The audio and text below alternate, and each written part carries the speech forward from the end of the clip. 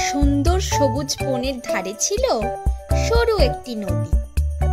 নদীর ধারে ফুলে ফলে ভরেছিল গাছগাছালি, আর সেখানে থাকতো এক চঞ্চল খরগোশ।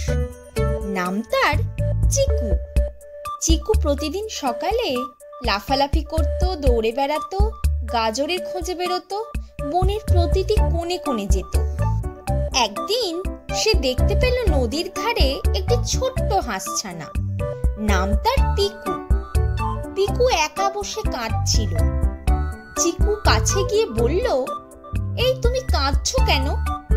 পিকু বলল, আমার মা অনেকক্ষণ আগে নদীর ওপারে গেছে খাবার খুঁজতে, এখনো ফিরছে না। আমি তো সাঁতার জানি না, তাই পার হতে পারছি না।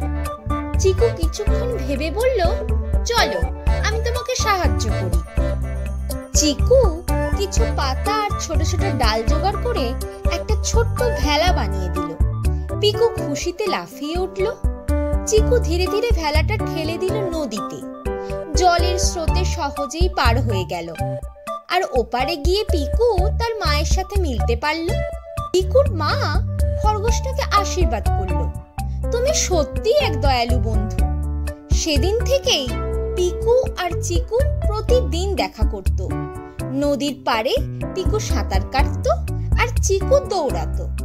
দুজন মিলে খেলতো, গল্প করত আর একে অপরকে সাহায্য করত।